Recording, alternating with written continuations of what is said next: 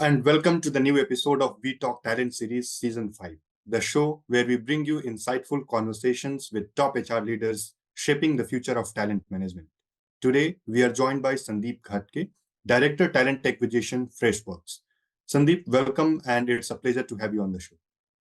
Thank you, Anmol. Thank you for having me, and it's a pleasure for me to be here. So before we dive into the discussion, I would like to briefly introduce today's speaker to our viewers. Sandeep is a seasoned talent acquisition leader with a rich 18 years backdrop in sculpting high caliber tech teams for premier product firms. At the helm of Freshworks Global Recruitment Endeavors, Sandeep oversees the global recruitment strategy for one of the fastest growing SaaS companies. So starting with my first question, Sandeep, according to you and your industry demands, what type of skill shortage do you think is causing the talent war? Well, I wouldn't call it really a talent war. I would say the demand for the quality talent that is kind of peaking day by day. Most common observation that I've seen through my career is the demand for core tech talent, core product tech talent is where we see a demand increasing. And as we all know, technology as ecosystem keeps evolving so fast and rapidly, and it is constantly changing. So there is always a demand for evolving technologies, right? So today we are all talking about AI, we are all talking about ML. So it's all about how fast the talent pool adapts to the fast evolving technology landscape, because it's going to change, it's going to evolve, and it's constantly evolving. So for me, if you look at the demand for core product tech talent will continue to stay, right? And it's just that there's so much disruption happening, and there's so much intensity, and the pace at which the technology is moving is so rapid. So I would say, to answer this question, the skill shortage is probably around those who constantly upskill, those who constantly reskill to be ahead of the curve, those are the talent which is in demand today, right? And where there's demand, there's always a shortage of supply, right? So that's where we see there's a huge gap for us to bridge. So the way I look at it is there are various phases at which we can bridge this gap, right? So we can look at talent coming from fresh out of the college, how they invest their time while they are studying to really invest in upskilling and reskilling themselves, all the way till working professionals, how they adapt to the ever-changing tech talent landscape, right? So to sum it up, I think that's how I would approach this. So Sandeep, how do you see the importance of soft skills evolving in the future? Well, I think it's quite important, right? As tech and hard skills are growing, the demand for soft skills are constantly emerging. If you ask me, I would like to list down some of the top soft skills that would really enable our workforce today to thrive in the current age and time. One would be adaptability and flexibility, right? So it's important for our tech landscape, our talent, to really be having that adaptable mindset and always being open to the shifts, directional shifts that happens within the strategies and in the organization. And second, it's important for one to be really curious and have that ability of continuous learning. And that again boils down to constant upskilling and reskilling. And curious is all about having that growth mindset, right? And ensuring we continue to learn and grow both professionally and personally as well, right? Third would be around how do we embrace and celebrate change, right? Being able to accept and being able to manage changes as they come into our workspace is very important as a soft skills. Last but not the least, I would really like to highlight the fact that one needs to take care of themselves too. It's important to have that good work-life balance and have a healthy routine so that you have you have good care of your physical and mental well-being. So that's equally important.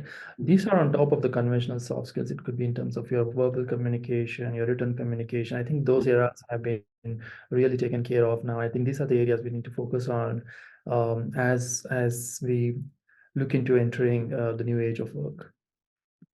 Sandeep, now that the Gen Z is entering the workforce and born into the digital era, they bring a different set of expectations with them. What's your take on this, and how do you think that their expectations differ from those of the previous generations? Well, that's an interesting question.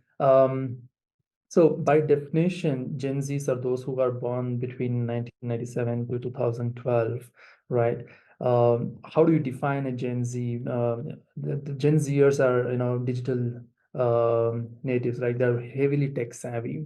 Why? Because Hmm. they grew up with internet, they grew up with smartphones, they grew up with social media, right?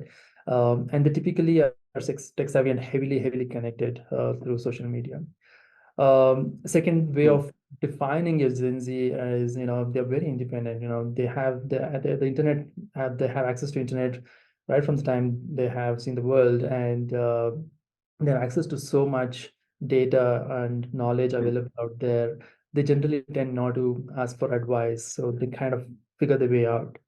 One of the key Hmm. observations about the Gen Zs is also about the time or the era that they grew, right? So, for example, many Gen Z were folks who are actually entering the workforce now have seen the heights of Great Recession in 2008, and they've also seen COVID-19 pandemic, right? So these were major economic turmoil, right, that they have been affected through, or rather seen in their journey.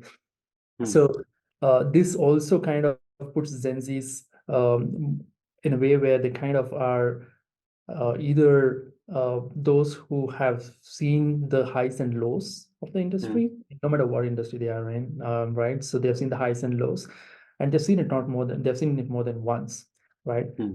So that's how I would define the Gen Zs. But when it comes to what it takes to keep Gen Zs motivated, what it takes for Gen Zs to be excited and glued to their current workforce, Hmm. I would say it's more largely around career growth opportunities to start with. They're very keen to know what it takes for them to move to the next level. How can they learn and grow faster? And Hmm. it's also flexibility at work that they look for, right? So I know Gen Zs today are looking for more flexibility at work. They would prefer not to have clocked hours of work. Hmm. They would like Hmm. to, or rather prefer to work in their own time zones. Rather, some few might be a morning person, a few might be an evening person, a few might be a night person. So they prefer to get the job done as compared to being clocked against the time. Hmm. And it is also about last but not the least, it's also about the compensation and the benefits that excites the Gen Zers today, right? But I Hmm. have seen in my career, folks are okay to take a pay cut to a certain extent to get into a role which actually promises them faster growth. You know what I Hmm. mean? So that kind of sets them apart from the conventional previous generation. But Gen Zs are more curious and keen to know what it takes for them to grow, what it takes for them to grow faster. They're okay to take a bit of a pay cut, which means pay sometimes take a backseat as compared to the role Hmm. itself. And that's a trend I have seen in my career. And that's like high level thoughts about Gen Zers. Sandeep, my last question to you is that you have been at the forefront of human resources for close to 2 decades. And so, what are some of the most prominent challenges that you have faced in TA space, and what are your strategies to overcome them? Well, I think attracting the tech talent in a competitive market is pretty challenging, right? And it continues to be the one for a very long time. Hmm. Um, for recruiters who are looking at attracting tech talent, I would say we should definitely start looking at expanding the horizon. Um, Never keep passive candidates out of scope. Always have passive candidates in your loop. And it's about Hmm. how do we engage with those passive candidates? How do we motivate them and convert them into a potential prospect is what it takes um, to overcome the competition. The second way of solving for it is also about building talent community, right? So today, there are various communities that have formed across the forum, but it is also important for recruiters to start looking at how do I invest in building a talent community which can be engaged, which can be nurtured and which can be converted into hire in the near future. The talent community comes pretty handy in terms of not just building a pool of talent, but also building a network for knowledge sharing as well, right? So it goes two ways, where there could be knowledge sharing as well as there could be also potential opportunity to bring in talent from that pool. And the data shows the talent that is more engaged with the brand is more likely to choose that brand to join, right? So it's important we invest in building the talent community. Um, and second, which is no brainer, tech talent is expensive, right? So the cost of tech talent is increasing with time, and it will continue to do so, right? Because of the very first question that you asked, the talent war, the hiring demand. So one of the ways organizations approach is upping the salary ranges. So not all the time, not all the organizations will have the lever of the compensation on the table to convert or hire. So that is where it's important for organizations to start having a brand story. What's in it for them to choose a given brand or a given organization to work? So what we do here at Freshworks is really about creating awareness on what's in it for one's career as compared to our outside of compensation and benefits. It could be in terms of the problems that we are trying to solve. It could be in terms of the skill that we are working at. It could be in terms of flexibility that one would have build products or bringing changes or build processes. Could be anything, right? So I think those could become the USPs for the organizations to really attract good talent. And third but not the least, I would like to highlight more towards the sourcing high quality and talent, right? So generally, there is a limited talent supply for niche talents or niche requirements, and that's an area where I would say um, it is important for one to start understanding, really mapping the talent pool and understanding where the talent lies. Uh, I have played a global role, I've played a regional role, I've played India role as well. But I'll tell you with experience that India has a wider talent pool that one can tap into compared to probably any other region outside of the Bay Area, right? So technically that leaves a huge opportunity for us as recruiters to really look into that talent pool that is available, mapping the right talent pool, getting to know where the talent resides. And it's important to cast the net wide. So it so happens that recruiters tend to look at the closed region or the close approach of looking at the only region that they're hiring in and not looking beyond. So thinking broad and thinking wide will definitely open up horizons and give better results, is what I would say. Absolutely, these are important points to consider. And thank you so much, Sandeep, for sharing your valuable perspective with us today. And it's been a pleasure having you on this show. And for our viewers, let's continue to learn and grow together. And don't forget to tune in to the next episode of We Talk Talent series. Have a fantastic day ahead. Thank you so much.